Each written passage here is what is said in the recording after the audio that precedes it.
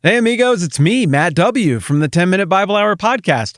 In this episode, we're going to be talking about intimate human relations and intimate human relationships interfamilially.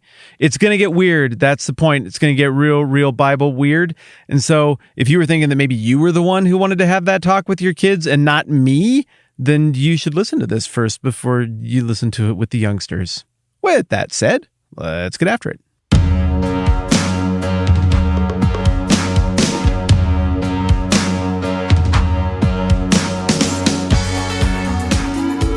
This is one of those moments where I sit down and I turn on the microphone. I'm like, all right, what are we doing here? We got Matthew 14. Oh, this is the thing about Herod and his brother. Oh, it's that story.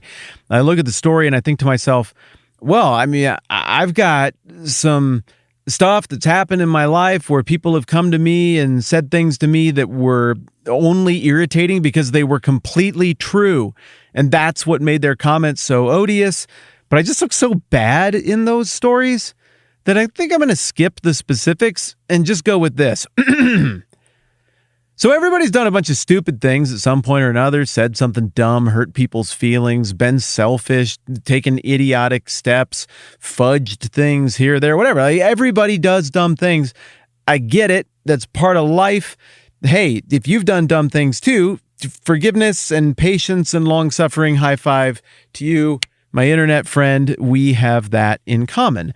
However, a lot of the stupider things that I've done or said along the way, like, nobody ever really called out. It just happened. And then 10 or 20 years later, you think back on that thing and you put your hands on your head like the first time Tom Brady won the Super Bowl and you go, oh, what was I doing? Oh, Whitman, you idiot. Think about how that came off to everyone in the room and you replay it in your head. And this moment of self-awareness and pain washes over you as you realize you were the Michael Scott in the scenario. You were worse than Michael Scott in that scenario. And in the moment, you felt cool and justified and like you were the one hosting the party and that everybody thought was awesome. It kills me to even vaguely allude to these moments of realization that I've had. But at other times, something that isn't quite actually as bad has occurred, but it feels worse in the moment. And that's when I do something dumb. Maybe I think I'm doing the right thing or being terribly clever. Maybe I was trying to be a turd. But I do something dumb, and somebody who is right comes up to me and is like, hey, you're doing things that are wrong. And I, in that moment, do not want to hear it. I am hosting a party here. I am entertaining everyone. I am totally in control of the situation. And the last thing I need is you, Mr. Moral Conscious guy, busting up my groove with all of your lecturing about how bad and wrong I am. Except at times that person has had to be my conscience because mine wasn't doing the job. And in the moment, wow, it triggers so many different emotions and temptations to react and knee-jerk reactions. And if you've ever had somebody call you out on something that you probably needed to be called out on, you know this.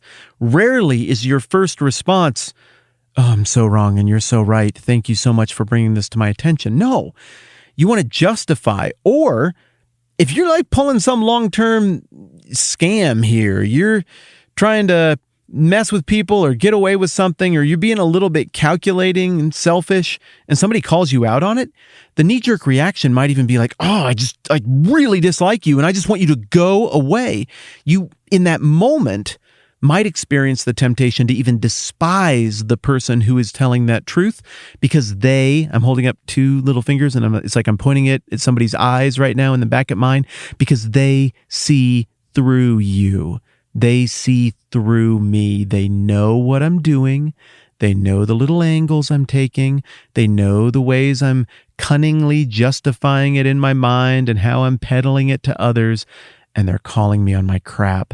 And it cuts all the way to my soul. Now, eventually, some of the times I've had people be bold enough to confront me, people I know, people I trust. It's gotten through the armor quickly enough that I was able to salvage the disaster and acknowledge they were right and I was wrong and I could change. I could stop hurting people or whatever I was doing. In other situations, I was like, no, I'm going to ignore that, and I'm going to ignore it with hostility and frustration, and I might even try to badmouth you a little bit so that you don't get any angles and so that your evaluation of me doesn't get any currency. And I feel unending shame for this, though I think I have gone back and tried to clear up every single one of these relational mistakes that I have made where I've responded wrongly to someone who was brave enough to speak truth to me. I think that embarrassment and shame still lingers with me of how wrong I got it a few times when people took a risk to try to tell me things that were true for my own benefit and for the benefit of others. The point is, when somebody gets after us and they're wrong, that conjures one emotion. Like, yeah, we're indignant and maybe we're outraged, but also we're probably just going to have to be the bigger person and laugh that one off. When someone gets after us and they're right, that is what can draw out the crazy. That is what it can cause us to do the surprise shrieky demon Bilbo that's scrambling for the ring. And that is exactly what went down in Matthew chapter 14 between John the Baptist and the proud, sophisticated King Herod Antipas, the Tetrarch. John the Baptist looks at what's going on in this guy's life, and well, I mean, what does John the Baptist have to lose? He just hangs out in the country, dressed up in animal furs and eating bugs and honey and stuff, and he doesn't have anything to lose, so he just says stuff. More on that in just a minute. Let me just actually read the text to you here. We've been away from the actual text of the Bible for a few days, working on the background of Herod Antipas. Now we get to the payoff, so here's the text. Matthew 14:1. It says, "At that time, Herod the Tetrarch heard the reports about Jesus, and he said to his attendants," this is John the Baptist, he's risen from the dead. This is why miraculous powers are at work in him. Now Herod had arrested John and bound him and put him in prison because of Herodias, his brother Philip's wife. For John had been saying to him, 'It's not lawful for you to have her.' Well, Herod wanted to kill John because he was afraid of the people and because they considered him a prophet. As we discussed, Herod and his whole family did their best to hold themselves out to the Jewish people and to the observing Roman overlords as being pretty Jewish and certainly in tune with Jewish religion. They had to keep up these appearances in order to get by. I suppose I'm not well positioned to be the final arbiter of whether or not they really believed in any of this God stuff or scripture stuff, but their behavior looks like it's moving in a different direction than kingdom values. Whatever the case, Herod Antipas has done something here relationally that you and I could debate in terms of current sexual cultural mores, but in terms of Old Testament cultural biblical mores, in terms of what the common person would have thought in Jewish culture about their leader's behavior, would have been unacceptable. Leviticus 18, I should have written it down, it's 20-something, speaks to it. What's this one? "And if you defile the land, it will vomit you out." Oh, that's a good verse. I haven't read about that one for a while. Here it is. No, that one's about bestiality. Dang it, where's the verse? Leviticus, amigos, it is a charmer. Here we go. Verse 16 of Leviticus 18. "Do not have sexual relations with your brother's wife. That would dishonor your brother." And the award for most obvious verse in the whole Bible goes to Leviticus 18:16. You think that would dishonor your brother? You think there's a chance your brother might look at that and be like, "Hey, what are you guys doing? Knock it off. That's super dishonoring to me." Because I think, that verse squares with how people are and how reality is.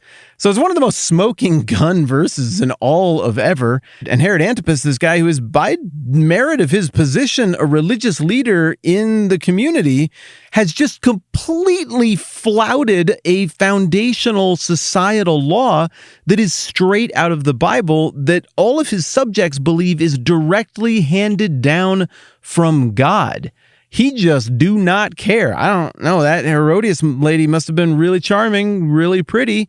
Instead of kicking himself for how dumb and unsophisticated that was, he's going to get mad at the person who pushes back on him and double and triple down on the disgrace by arresting the whistleblower, arresting the brave person, which anytime that happens back then or even now, the message is the same, right? It's not just a message to that dude to shut up. It's a message to anyone else who might want to run their mouths. Do you want this fate right here? You want to end up in jail? You want to end up with your heads on a platter? Okay, then how does everybody feel about my wedding to this lady now? Everybody cool with it? Great, then we have an understanding. I just made it moral. Have a good evening. So we're not even halfway through the story yet, and already Herod looks dead wrong, and John looks dead right. I would say pun not intended, but I think deep down somewhere that pun was probably actually intended. Whatever, you get what I mean. So there we have it. The tension is set up, though I don't feel like we've yet properly plumbed the depths of all of the moral components of what's going on here between these two people. So we're going to take another day on this passage. I continue to be not like snarky or I don't really mean it, but I just say the word humbled, but like actually humbled by how many of you have signed up recently to support this whole thing at patreon.com/the TMBH podcast. Again, you don't have to do that. It's free. It'll always be free. I really like doing it, but man, that helps so much to free up my brain, to free up my time, to make this something that I can continue to throw meaningful effort at every day. And what I'm also appreciating is how many of you have taken the time to shoot me a note back. Over the last few weeks here, I've tried to just shoot everybody who's supporting the program a note to say what I just said here. Thank you. That's awesome. And a bunch of you have written really cool things back, and I've read every single word of every single one of those, and I'm going to continue to do so. Thank you for that encouragement as well. It's been particularly fun to hear the pride, the appropriate pride and sense of satisfaction that so many of you have articulated about rightly feeling like you're accomplishing something here. Like you've put in time, you've put in effort, you've put in investment, and you're busting your butt and working hard to make a habit of really getting a book of the Bible nailed down to the place where you get it inside and out and where you've carefully unpacked it. And I agree with you. I think it is an achievement, and I am humbled and honored and appreciative that it is an achievement that you and I get to work together on and that we get to own together. And what's even better about it is that while I know not every single person in the conversation here agrees with me on this, and I can respect that, for those of you who do agree with me on this, I think it's particularly cool because I think there's a God on the other side of it. And I think the stuff that we're getting into is transcendent and gets us into the deep water and the big stuff about life and death and love and existence and all of the big questions. So I'm excited about this. I love doing it. I'm gushing too much. I appreciate you all. I'm Matt. This is the 10-Minute Bible Hour podcast. Let's do this again soon.